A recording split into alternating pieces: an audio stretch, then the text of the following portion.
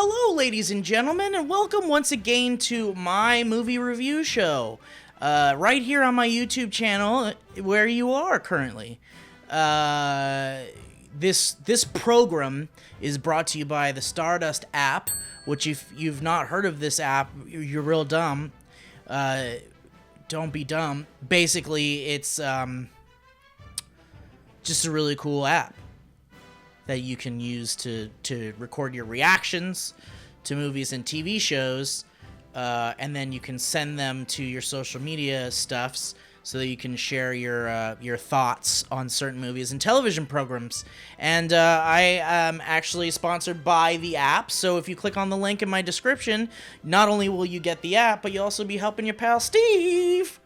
And hopefully you're using the app as well. What you do is you'd say, like, well, you'd watch my show like you are right now, and at the end I'm going to tell you which movie I'm watching next, and then you would just record yourself doing your review for that movie if you see it, and then tag me in it. It's very easy, alright? So guys, today the movie I'm speaking about is Black Panther, alright? Now this movie was everything. It was packed with action, it was funny, it was triumphant and glorious, and the writing was great, and the villain was so awesome, and all the characters were great. I cared about each and every single one of them, which is kind of a rare thing that happens. It's a rare thing that doesn't happen in really any movie. I can't think of any movie where I care about every single character and the outcome of their characters, except for maybe like Time Bandits. Ever seen that one? Black Panther was directed by Ryan Coogler, who, if you are unaware of this man's field of work, he has directed such films as Creed,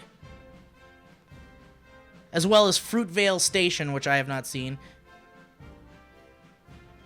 Boy, what I highly, highly, highly enjoyed this film.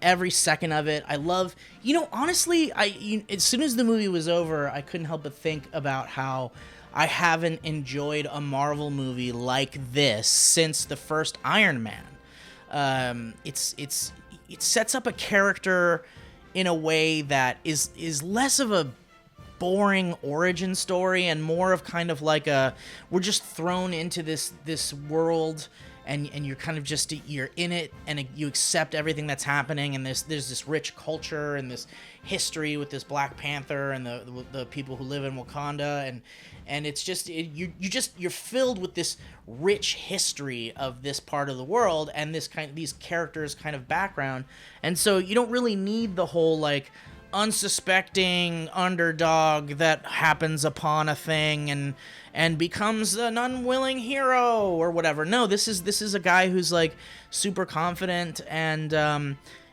is the heir to the throne of Wakanda, and becomes the Black Panther, which is so cool. And I just love how there's such little fanfare about becoming the Black Panther and what the Black Panther is, and it's just this kind of celebrated tradition amongst these people, and it just so happens that they live on a reserve of vibranium, the most powerful metal in the Marvel universe.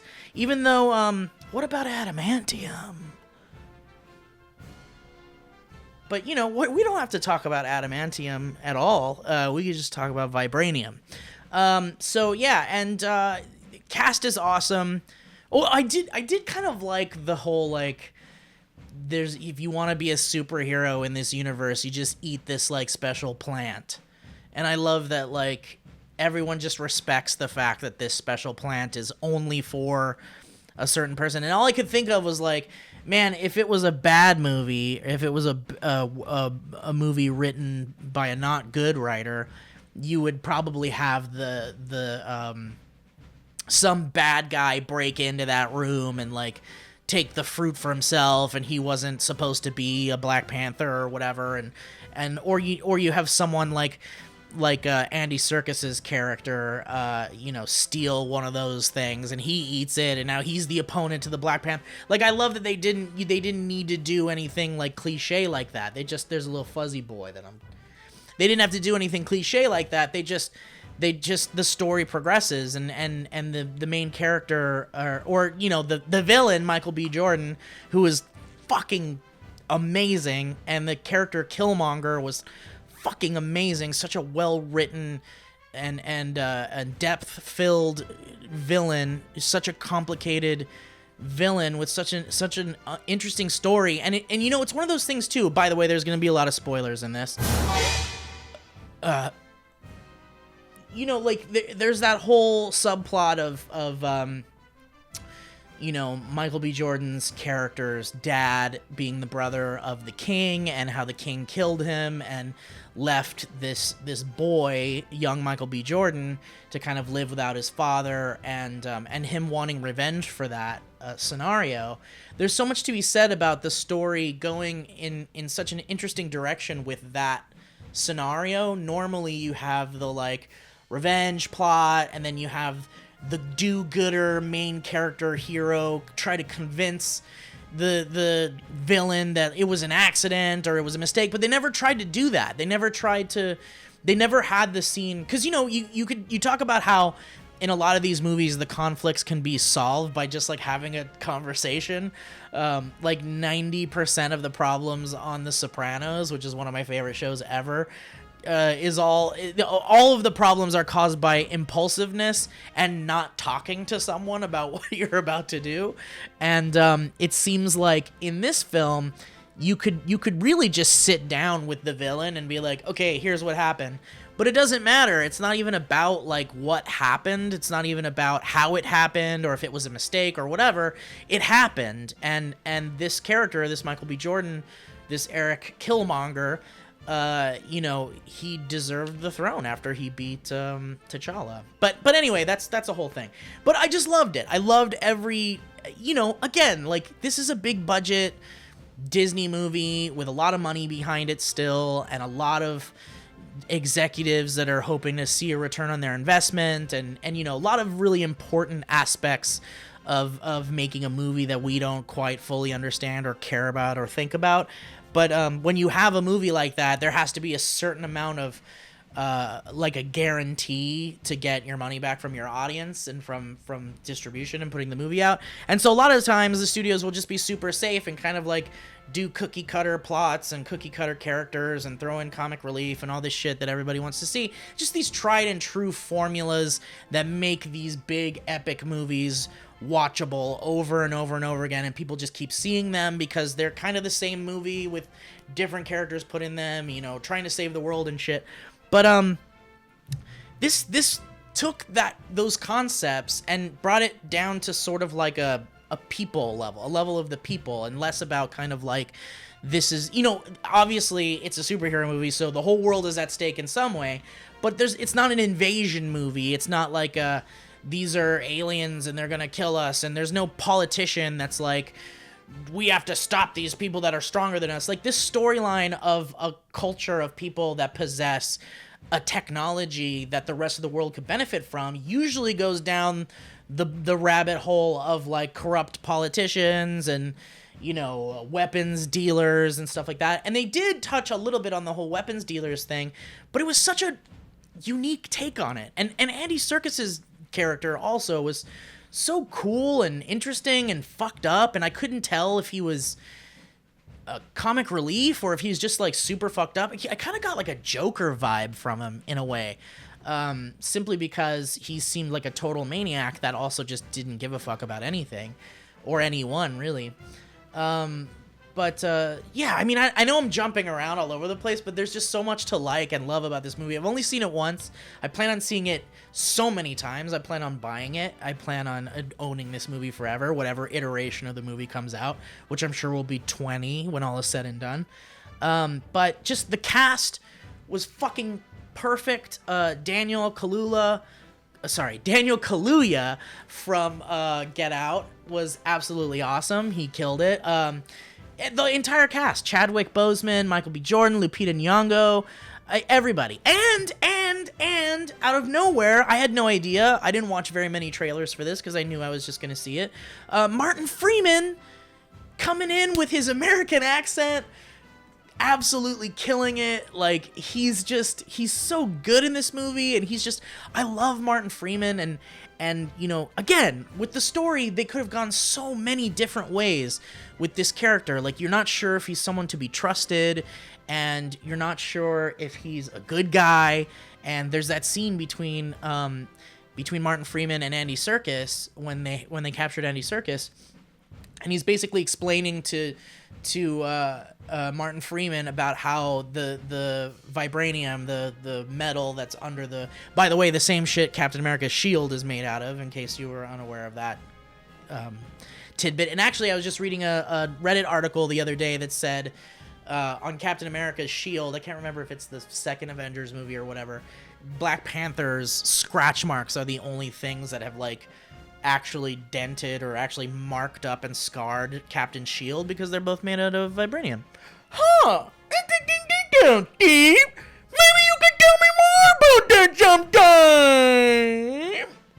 Anyway, nerdy shit. And that's the least nerdy shit I can give you about this movie. I'm sure people who are obsessed with the character Black Panther and are like really fucking connected to the Marvel universe have so much more to say about it, but that was something interesting I read the other day. Anyway, so yeah, cast was absolutely incredible, but that scene where Martin Freeman is learning about the vibranium, and Andy Serkis is telling him, you know, this shit could like make technology amazing, whatever, it could help humanity, you know, trying to tell him that they've been hiding a massive reserve of it in Wakanda. You know, Martin Freeman, you get the idea that like, oh fuck, he works for the CIA, this is gonna be bad, he's gonna be a link to revealing Wakanda's secrets, and there'll probably be this whole stupid subplot about government intervention and coming in, like Avatar, coming in to take the fucking reserves from the plant life planet and shit. But they didn't. And I appreciated it, I accepted it, and I enjoyed it. And that's the thing. This movie is just, it's not like the other Marvel movies where every single fucking scene is explaining to you what the fuck is going to happen next and what we're watching, and you know, it doesn't treat you like an idiot. It doesn't treat you like a child or someone who's not paying attention to the storyline. It's just, you know, they treat everyone the same. It's very interesting. It's very action packed. I did see that some friends were complaining about how some of the fight sequences were shot in a strange way or weren't particularly shot well, and in particular, there was a scene in the beginning of the movie where a fight scene takes place completely in the dark, and you're kind of like wondering what's going on a little bit. I don't know. I saw it in 3D, so it was already kind of confusing in a way, the 3D conversion, and when super fast things are happening in 3D, it's very tough to kind of like pinpoint a lot of that stuff. But I don't know. I wasn't hyper aware or hyper sensitive to, you know, the fight scenes one way or another. I thought they were fine, and I was just invested in the story. And that's the thing, like when you're invested in the story, you tend to ignore other things, you know, if the movie's made well. And that's such a fine line. And again, this is just my opinion, and this is just how I watch movies, but if a story sucks, or if a character sucks, or if there's a bad post-production element or whatever, these are all things that take me out of the movie. But the story was so good, it didn't matter if there were things like that. Case in point, which brings me to like really the only negative thing. There's maybe just 2 negative things I have to say about this movie total. And that would be the visual effects were not great sometimes. And I think this is, across the board, one of the complaints about this film. One of the complaints. There's not many. There really aren't, because you just can't. You can't. I didn't enjoy the CGI. Sometimes it was good, sometimes it was bad. The rhinoceros was bad. That was bad CGI every time. And the waterfall ceremony, we spent so much time on that set piece, and it's just like a green screen nightmare, and it was distracting to me. But the scenes there are so good and so important and so dramatic that it didn't bother me that much, but I just couldn't help but notice that the green screen work in that scene is so awful, and green screen is so hit or miss in modern movies and everything. Why isn't there that perfect scenario where green screen just works already in 2018? I don't know. They haven't figured out a way to perfect that. And the only other thing other than some of the CGI that I had a problem with, was there was one reference to some like meme, to some like current internet meme. In fact, it's not even a current internet meme. It's like an old internet meme. It's the "what are those" thing, and like, I don't know, I had a big problem with it because that is not going to age well at all. Like 10 years from now, people are going to be like, ooh. Like, you've seen those movies that you watch, like, you know, from way back when, where they try to make a joke about some topical thing and it just doesn't work. Or like, you know, or even deeper into that idea is like the whole, if they had cell phones, this movie wouldn't exist, the problems in this film wouldn't exist. But anyway, it's just, I think it's the only thing that kind of dates the movie is the references to insanely current and already dead pop culture references. Like, what are those? I don't know anybody that's still, is it funny anymore? Is "what are those" funny anymore? I don't know. Maybe I'm out of touch, but I thought that was a little bit, that was the only thing that made me cringe in the movie.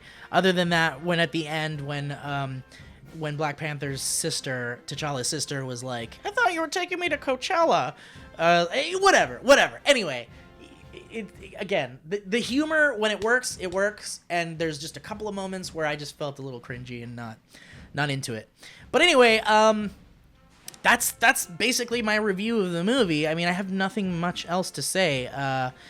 You know, I'm really curious to see how Black Panther fits into the next Avengers movie, even though I care very, very little about the next Avengers movie, to be quite honest with you, because these movies are all the same also, and they're never different, and I don't know why I could think Avengers would be any different, the new Avengers would be any different, but I'm hoping it is. I'm still going to see it, by the way, just for those of you that are like, well, I'm still going to see it. I'll still see the movie, and, you know, hopefully Black Panther is integrated into that in an awesome way, because he fucking knocked it out of the park, man. This movie is so good, and I want to see them handle the character well from here on out. And, you know, I almost don't want anyone but Ryan Coogler to direct, what's his name? Chadwick Boseman as I don't want anybody but him to direct Black Panther, but you know, whatever, that's not gonna happen. But yeah, bring on the sequel already, man. I'm in for Black Panther. I mean, talk about kind of like is anyone's favorite character Black Panther in the Marvel universe? Is it their favorite though? Like, personally, like, I didn't even know much about Black Panther.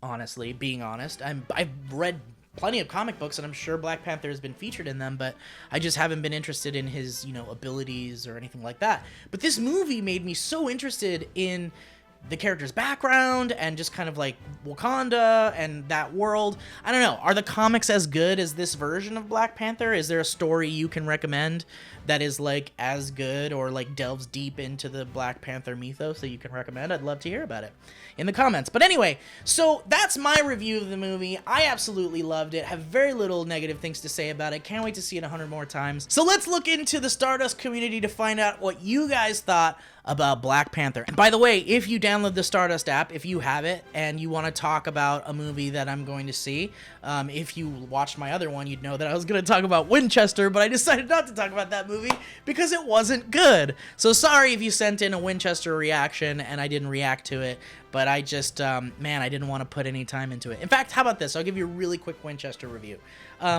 Conceptually, was really surprised that they went as close to the actual Winchester mansion story, Sarah Winchester, all of that. I appreciated that.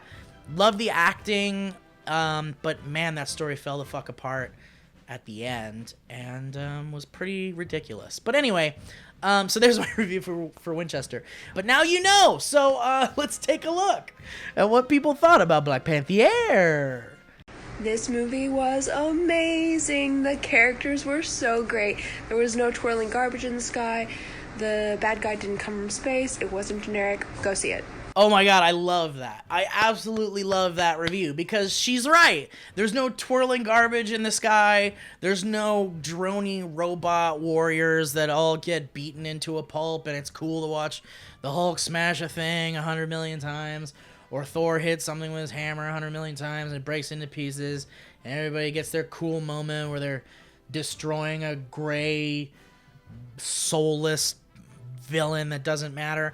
Yep. To all of it. All right. Michael B. Jordan stole the show. They were right.